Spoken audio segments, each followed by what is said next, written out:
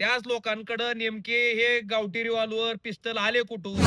फडणवीस साहेब गृहमंत्री आहेत, त्यांच्या पोलिसांनी खोटात गुन्हा दाखल केलता का? त्यांना 2 महिने जेलमध्ये ठेवलं होतं, ते सगळं खोटं होतं का?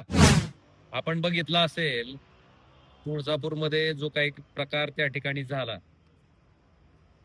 की एखाद्याच्या घरापुढे जाणं, समूहानं जाणं, हातामध्ये कोयतं, कत्त्या, रिव्हॉल्वर घेऊन त्या ठिकाणी जाणं, त्याच्या घराच्या समोर जाऊन गोळीबार करणं आणि सगळ्यात महत्वाचं, ज्या पद्धतीनं कुलदीप मगर जे या कालच्या हाणामारीमध्ये अतिशय गंभीर स्वरूपात जखमी आहेत, त्यांचा जबाब मी त्या ठिकाणी वाचला.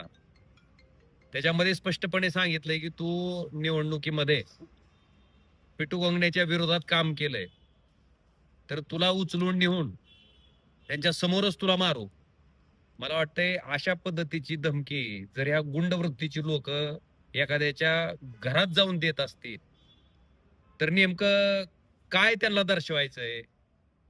का ज्या पद्धतीनं बीड जिल्ह्यामध्ये त्या ठिकाणी मसाजोगचे सरपंच संतोष देशमुख यांची त्या ठिकाणी हत्या केली, त्याच पद्धतीनं इथं तुळजापूरमध्ये करायचं होतं का?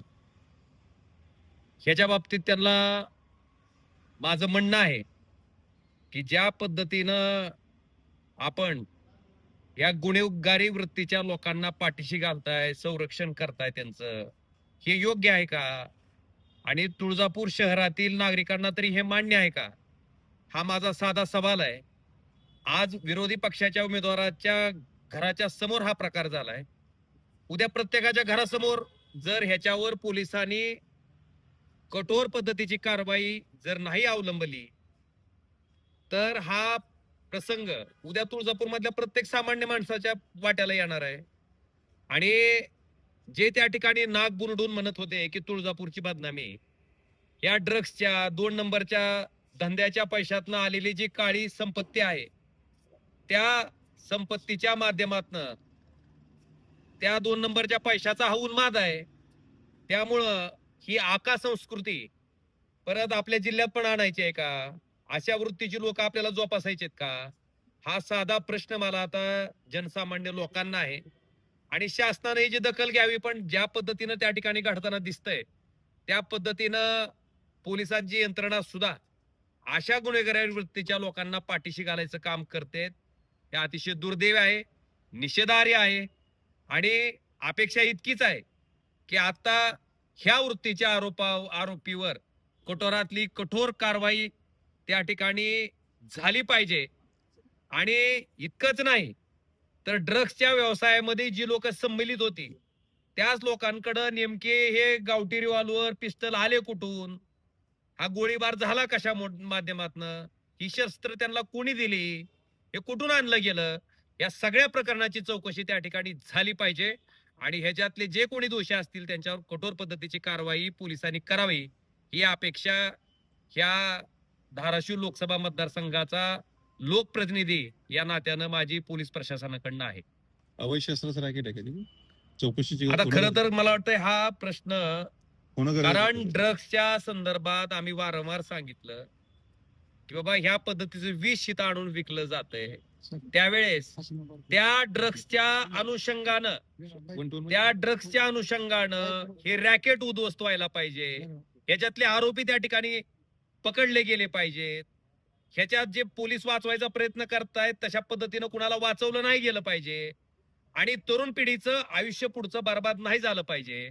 अशा पद्धतीच्या लक्षवेधीच्या अपेक्षा होती. पण मी एका आमदार महोदयाची लक्षवेधी वाचली, जणू काही ड्रग्सचं ह्या पद्धतीचं व्यसन इथं येऊ नये आणि त्याच्या विरुद्ध जे लढतायत त्यांनाच टार्गेट करायचं. मी त्याच्यात ऐकलं प्रसार माध्यमाचं सुद्धा नाव त्या ठिकाणी घेतलं गेलंय.